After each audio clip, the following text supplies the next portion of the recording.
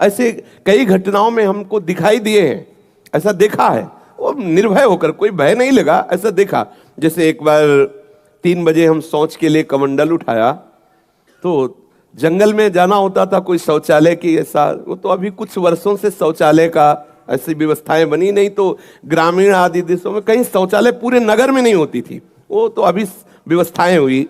तो कमंडल लेकर शौच के लिए निकले तो देखा कि गांव के बाहर एक नववधु लोटा लिए शौच के लिए जा रही। तो हम खड़े हो गए कि ये जिस दिशा को जाए उससे विपरीत दिशा में हम, वो खड़ी हो गई।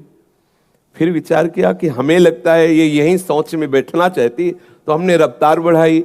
जब रफ्तार बढ़ाई तो देखा कुछ दूर आगे जा रही, तो लगा कि ये तो पीछे खड़ी थी, आगे।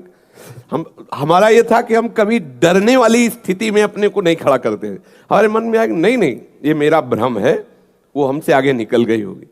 जब वो आगे गई तो हम पीछे मुड़े तो देखा हमारे दूसरे रास्ते में खड़ी। अब हमें पक्का विश्वास हो गया कि ये कोई स्त्री नहीं है, कोई पतित आत्मा है जो इस रूप में है। तो जोर से भगवान नाम उच्चारण, खत्म खेल। ना कोई भय और ना वो हमें दोबारा दिखाई दी।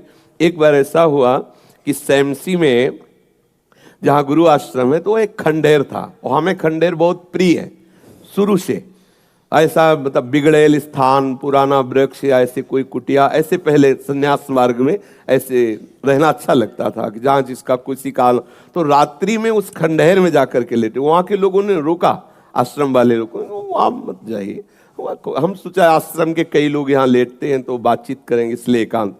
ही गए तो अंदर मंत्र चल रहा था, और एक छोटी सी टार्च सिराने, एक छोटी सी घड़ी दुप दुप वाली, क्योंकि उससे पता चले ना तो मतलब टाइम का। तो ऐसे रख के वैसे से थोड़ा ही लेटे, तो उस समय जटाएं बड़ी बड़ी थी, इतनी इतनी, तो ऐसे उनको तकिया की तरह जटा रखे। तो ऐसा लगा जैसे कोई हमें बहुत जोर से दबाने की चेष्टा कर रहा है।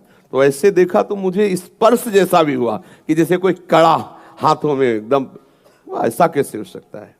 जब हम मंत्र जप रहे हैं तो कोई ऐसा कैसे हो सकता है कि कोई अशुभ आत्मा के छुए? तो टार्च लिया, बाहर निकले, कोई नहीं। मुझे लगा कि मेरी मानसिक बिगड़ेल बुद्धि हमको भयभीत करना चाहती है। नहीं नहीं, मैं नहीं मान। एक मन ने कहा यहां से हटके, वहां से हमको जिद्दी स्वभाव था, नहीं देखूं कैसा क्या। फिर वही जाके सोए। थोड़ी ही देर में फिर स्पष्ट अनुभव हुआ कि ऐसे। तब हम बैठ गए तत्काल मंत्र जपते हुए। फिर हमको आप यहाँ ठीक नहीं है, क्योंकि बार बार विक्षेप डालेगा। मंदिर में गए, उन लोगों से कहा, बोले आप जानते कि वहां है, आप क्यों गए ऐसा? तो हमने जीवन में देखा है कि अगर कहीं ऐसी प्रेत आत्मा आदि हो, वो आपको परेशान नहीं कर सकती। आपको जैसे गोकर्ण के सामने धुंधकारी प्रकट हुआ, कभी वो अग्नि बनता, कभी वो ये बनता, कभी भेड़ बनता, कभी सिंह, समझ गए अधोगति को प्राप्त। लेकिन कोई ऐसा नहीं कि उनका अनिष्ट करे और रो के कह रहा था कि मेरा उद्धार कर दो, मेरा कल्याण कर दो।